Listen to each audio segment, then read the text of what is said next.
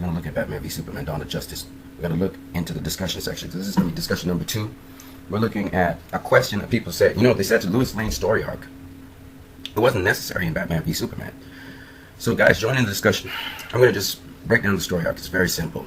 Lois Lane is found in Nairobi interviewing a leader of some people. He may be a terrorist, he may be a rebel. Whatever he is, she's interviewing him. Basically, things go south because the photographer that she has, who is Jimmy Olsen, he's connected to the CIA. He's killed. She's taken hostage. Henchmen go ahead and kill everybody, burn the city, leave, and Superman comes in and he saves Lois Lane. He's blamed for it, and Lois Lane is on this journey to exonerate him. Okay? And she gets some evidence through a bullet. She doesn't tell him. He and her are living together. At this time, she doesn't tell him about that, and she goes and investigates it, finds the lead, realizes that Lex Luthor is the culprit behind the person trying to frame Superman. She meets Lex Luthor as he kidnaps her, and she's used as bait to draw Superman to Lex Luthor. Superman, of course, has a close relationship with her, as you will see in the film. He confesses that he is in a bind. Lex Luthor has blackmailed him by taking his mother hostage, and he'll either have to convince Batman, who this movie is all about, to help him save his mother, or he may have to kill Batman. She's later seen in the film taking this to heart, and she saves Superman at the end of the film from Batman, who was about to kill him. She then stays at site, and she's again in the middle of the heat of battle, the one who helped Superman find the kryptonite spear that Batman was using to kill him, and therefore use that kryptonite spear to kill Doomsday, but in the process himself dying. And then we see her post that, not only mourning Superman, but being the last person to be near his grave as she drops dust on his grave. So that's basically the story arc of Lois Lane. Now let's just go into character development. Coming out of Man of Steel, what we knew about Lois Lane was she was a great reporter. She was enamored by Superman, that he was an alien, and also that he was so powerful, and yet wanted to use his power responsibly to do good. Superman was attracted to Lois Lane because of her trust. She trusted him, he trusted her. She did not reveal his secret, and that showed a goodness in humanity, and so he's attached himself to Lois Lane. Now, what has happened to this character since then?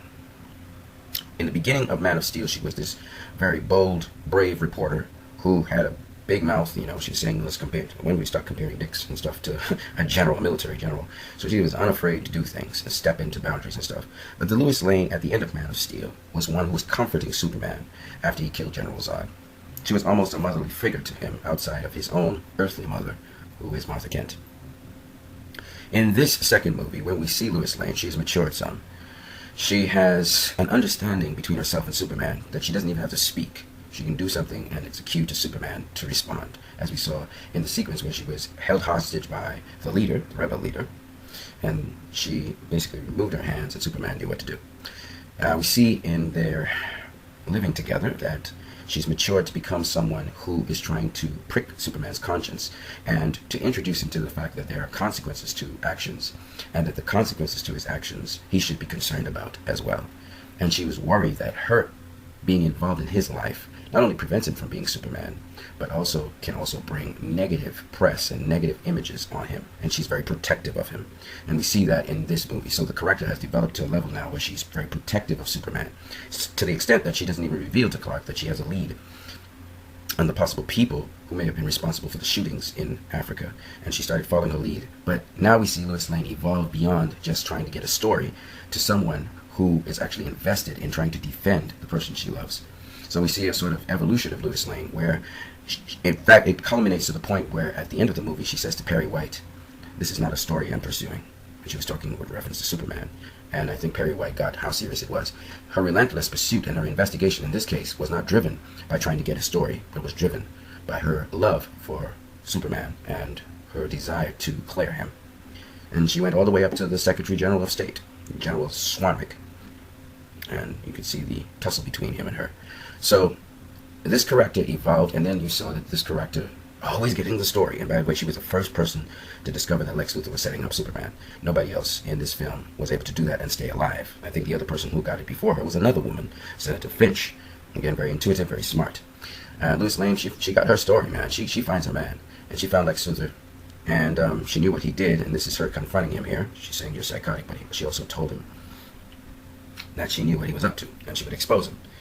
Now, that's typical Lois Lane. I think what This Lois Lane brought to the picture is more dimension. We've never seen a Lois Lane as ladylike as this Lois Lane, as caring as this Lois Lane, as protective as this Lois Lane. In all iterations of Lois Lane, she was always the person who needed to be protected. She was the reckless one going after a story.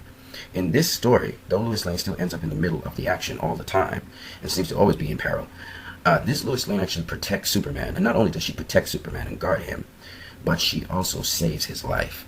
3 times in this movie, the same amount of times as he saves her life. And her advice is pretty solid almost all the time to him. She proceeds to save his life when Batman was going to kill him. She proceeded to save his life when he had just saved her life and he was retrieving a kryptonite spear and he was almost drowning and she pulled him out the water. And of course the other way is more of a metaphor where Superman realizes Lois Lane is the key to him being grounded in the world and overcoming his disappointments and not being able to save everyone, okay, as he would like.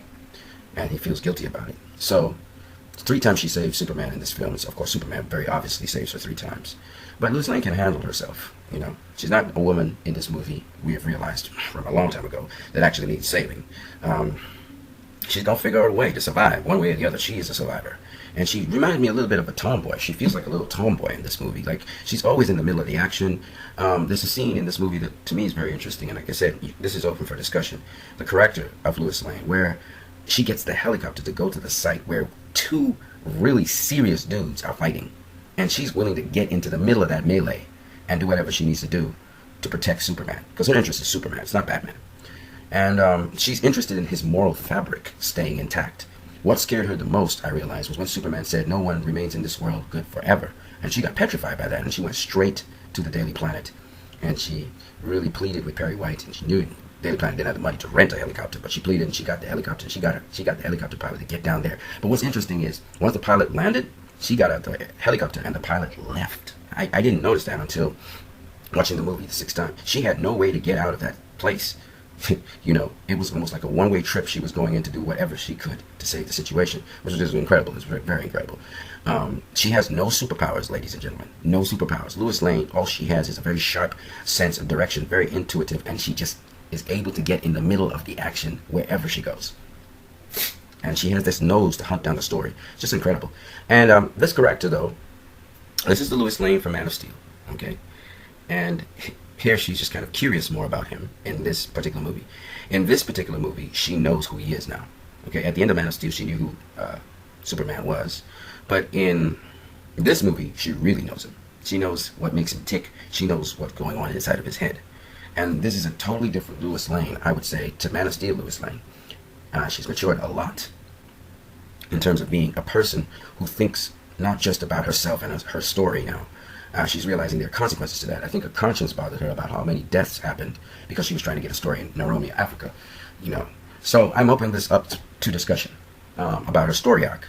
Was it really relevant to the movie, and why do you think it was or wasn't relevant to the movie? The other question I would like to address you guys with, and of course you guys can start discussing this movie anytime you want, is in terms of Lois Lane's development as a character. What did you feel about the difference between Lois Lane at the end of the movie compared to Lois Lane at the beginning of the movie? You must have seen something different between Lois Lane at the end of the movie and at the beginning of the movie. Women have a certain intuition that men just don't have. We just don't have it.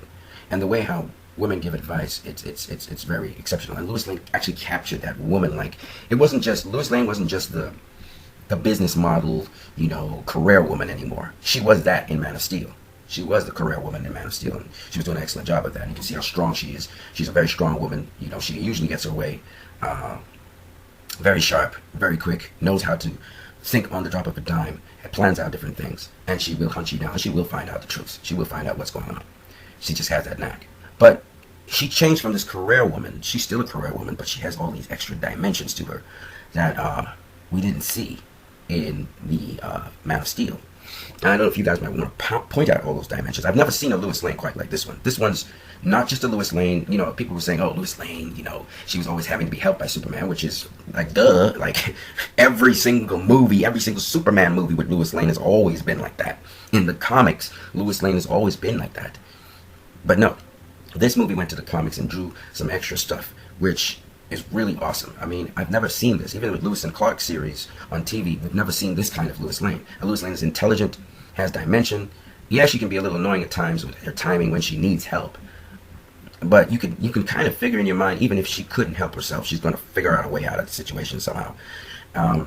You get that feeling about Lois Lane. Here you can see that the power in her in the animated part here, but you can see so much more dimension to her here.